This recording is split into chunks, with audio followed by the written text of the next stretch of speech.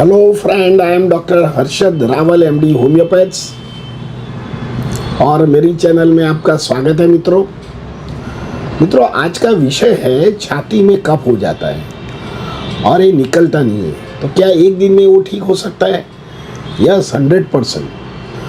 पहले तो समझिए कि छाती में कफ क्यों हो जाता है। कफ हमारी तासीर है, वात पित्त कफ से हमारा शरीर बना हुआ है। कफ भी जरूरी है, वात भी जरूरी है और पित्त भी जरूरी है। पर कई बार कफ ज़्यादा बनता है, जो हम खुराक खाते हैं तो कफ में कन्वर्ट हो जाता है। हम कफ बोलते हैं कि भाई खांसी आना, कफ निकलना, ये कफ प्रकृति इंक्लूडिंग होता है। जिसके जो भी रोग है, तो एक कफ कई बार बलगम निकलता है तो दर्दी को अच्छा रहता है, परंतु हमारी इम्यूनिटी और एनवायरमेंटल फैक्टर्स या हमारे ऑक्सीजन बॉडी में कम होने के कारण जो कफ है उसकी प्रोडक्टिविटी घट जाती है और एक कफ छाती में ही रहता है। दर्दी को ऑलवेज फीलिंग रहता है कि उसकी छाती में कुछ, ये कफ निकलता नहीं है और छाती में रुकावट पैदा करता है। कई बार शॉर्ट ब्रीथिंग हो जाता है, कई बार बोलने में दिक्कत आती है, कई बार छाती में टाइटनेस होता है, परसिस्टेंट कफ रहता है, कई बार प्रोडक्शन भी कफ रहता है।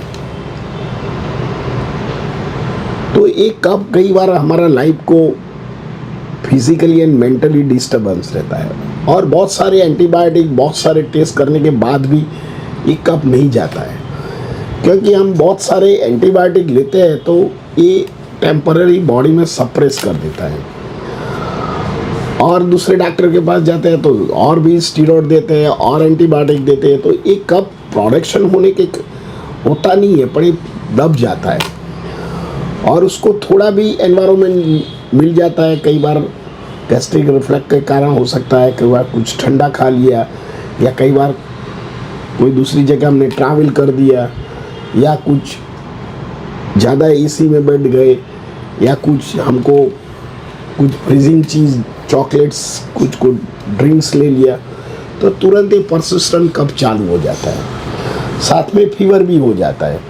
फीवर के कारण दर्दी को बेचैनी भी लगता है, बॉडी एक भी रहता है, रेस्ट करना पड़ता है और उसकी लाइफ स्टक हो जाती है, क्योंकि कोविड के बाद लोगों का लंग्स की कैपेसिटी, कैरिंग कैपेसिटी ऑक्सीजन घट गई है और थोड़ा भी चलता है तो विजलिंग साउंड आता है, शॉर्ट ब्रीथ हो जाता है, सीढ़ी चढ़ते हैं तो शॉर्ट ब्रीथ हो जाता है, टेम्परेरी लगता है, बाद में वो रिफ्रेश रिस्टोर हो जाता है। तो ऐसी कंडीशन में होम्योपैथिक में बहुत सारी दवाइयाँ हैं। तो आज का वीडियो में उसका क्या कारण है और इसके लिए क्या आप होम मेडिसिन कर सकते हैं और उसका अलग अलग जो मोडालिटीज़ है, इसकी जो दवा यूज़ करते हैं और परफेक्ट मैचिंग करते हैं होम्योपैथिक दवा, तो कितना भी पुराना आपका केस आपका है होता है, वो एक ही दिन में मिट जाता है, भले 10 साल की हिस्ट्री हो, और उसकी प्रॉबेबली मेडिसिन जो मिल जाती है तो ट्रिगर शूटर के जैसे कफ पिघाल के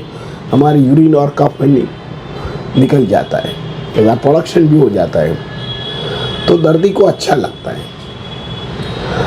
तो उसका क्या कारण है? तो सबसे पहले तो हमारा जो फेफड़ा होता है, इसमें छोटी छोटी एल्वियोली होती है।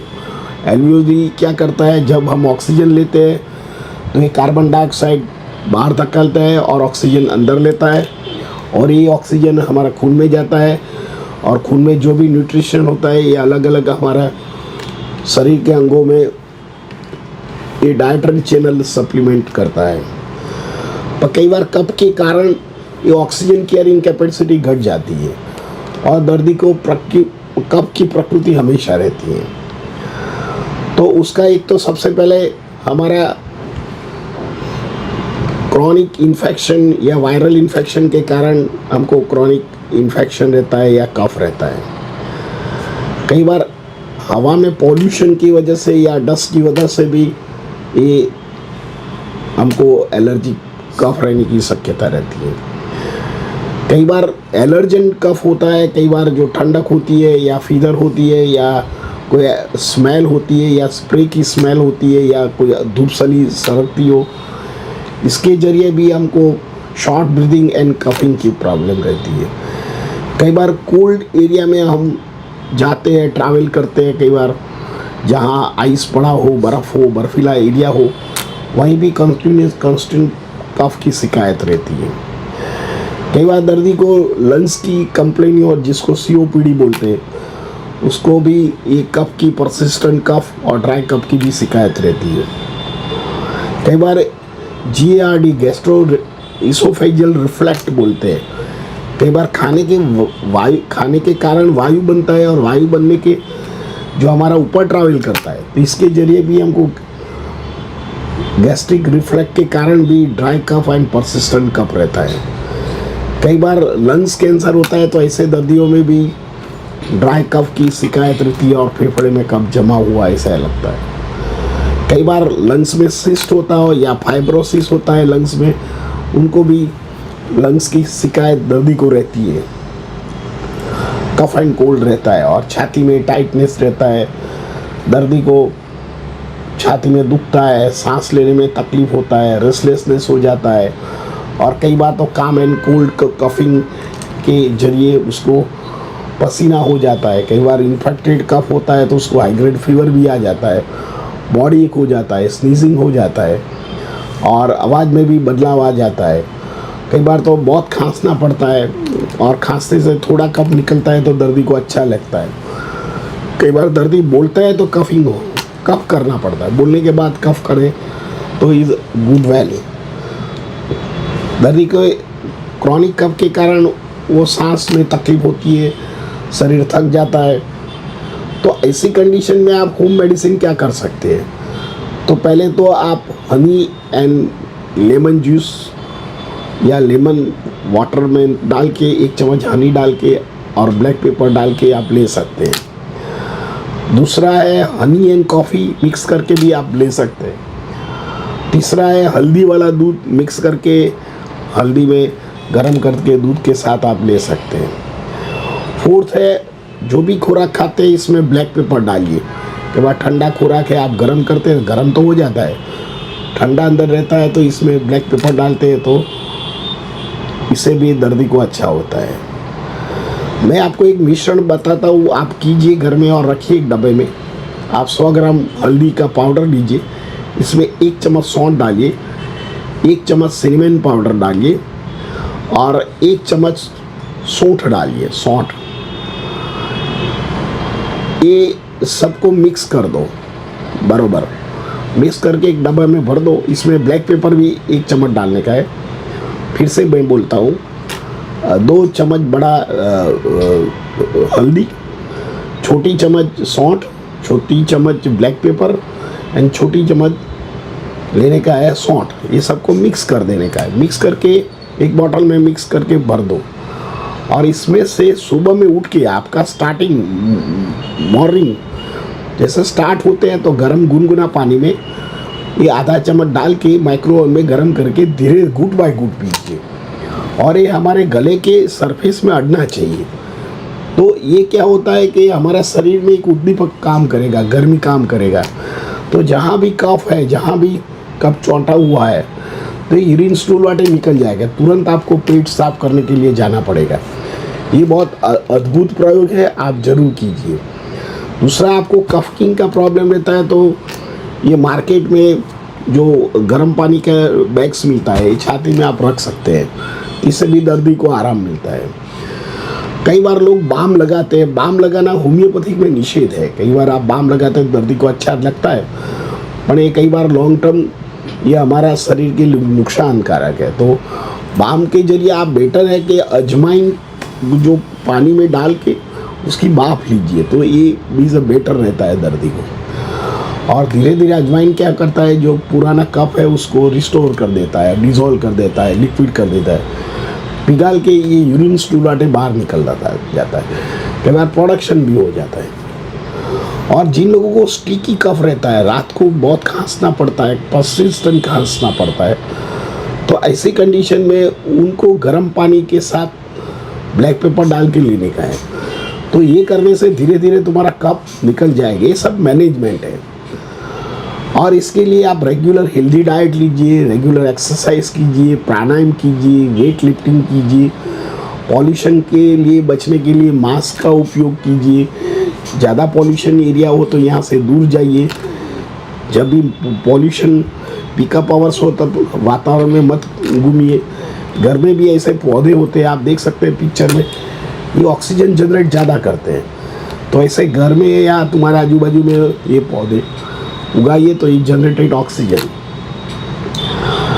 और कई बार तो अभी तो मशीन मिलने लग गए हैं, तो आप मशीन भी हवा साफ करने का मशीन होता है जिसके एयर पॉल्यूशन फिल्टर करता है हवा, तो ये भी मशीन लगा सकते। तो कई बार आपका जो रूम का पॉल्यूशन है ये भी कम कर सकता है। और आप ऑक्सीजन नाइट्रिक ऑक्साइड का प्रमाण बढ़ाइए। नाइट्रिक ऑक्साइड एक कॉन्सेंट्रेशन ऑक्सीजन ही है। तो पत्ते वाली सब्जी है, 50 ग्राम पत्ता है, पालक है, मेथी है, या गोभी के पत्ते हैं, या जो सलाद के इटरी सलाद में हम खाते हैं ये भी पत्ते हैं, मूली के पत्ते हैं। ये पत्ते में कॉन्सेंट्रेशन ऑक्सीजन होता है और नाइट्रिक ऑक्साइड उत्पन्न करता है।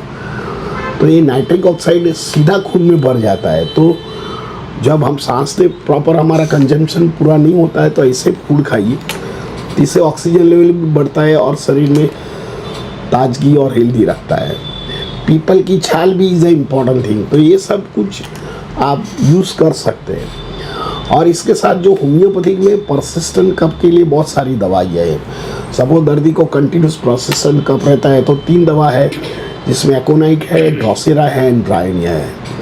कई बार दर्दी को स्टिकी कफ रहता है, रात को कंटिन्यूस खांसना पड़ता है, सांस चढ़ जाता है, तब जो कंडीशन होता है तो आप काली बीच ले सकते हैं, नेट्रम्यूर ले सकते हैं एंड पल्सटिला ले सकते हैं। कई बार दर्दी को अस्थमेटिक कफ रहता है, अस्थमा के साथ कफ रहता है, तो ऐसे दर्दी को आर्सेनिक आल्फ है, एंटीक्रूडम है एंड काली कार्ब का उपयोग कर सकते हैं। कई बार दर्दी को गैस्ट्रिक रिफ्लेक्स के कारण कफिंग रहता है, ऐसे फेफड़े ठीक होता है पर दर्दी को जो गैस होता है, जो हमारा वायु, ये उधर ट्रैवल करता है और इसके जरिए दर्दी को गले में इन्फेक्शंस रहता है, तो उसको नक्सवामिका, कार्बोवीज एंड आर्सेनिक आल्फ का उपयोग कर सकते हैं। कई बार एलर्जेंट कफ होता है, तो एलर्जेंट कफ के लिए हमारे होम्योपैथिक में इपिकेनम है, कार्बोवीज है एंड आर्सेनिक आल्फ का भी उपयोग कर सकते हैं। कई बार सीओपीडी दर्दी होता है, इसमें काली कार्ब है, स्टिक्टा पल्मोनेटा है एंड पल्सटिला का उपयोग कर सकते हैं। जिसको लंग्स फाइब्रोसिस है, इसमें होम्योपैथिक में बहुत सारी दवाइयाँ हैं और lung cancer, lungs fibrosis and COPD वाले जो पेशेंट होते हैं, ये आप ऐसे डॉक्टर के अनुसंधान के बिना दवा नहीं ले सकते, इसलिए आपको मैं एडवाइस देता हूँ। इसके लिए मैं कोई दवा का सजेशन नहीं करता हूँ, क्योंकि कई बार इसमें एग्रावेशन आने की संभावना रहती है और दर्दी को भी तकलीफ हो सकती है। तो ऐसे कंडीशन में जो कफ रहता है, ऐसे जो दर्दी होता है, तो उनको आप कोई अच्छे होम्योपैथ के पास जाके ही दवा लेना पड़ेगा। तो ऐसे दर्दी जब मिले तो आप खुद सेल्फ ट्रीट नहीं कर सकते। ये सारी दवाइयाँ हैं, आप एक ही डोज में, कई बार 8 से 10 साल का पुराना खांसी होता है, ये चला जाता है। तो मित्रों, मेरा ये वीडियो आपको कैसा लगा? अच्छा लगता है तो लाइक कर दीजिए, शेयर कर दीजिए। धन्यवाद, थैंक यू वेरी मच।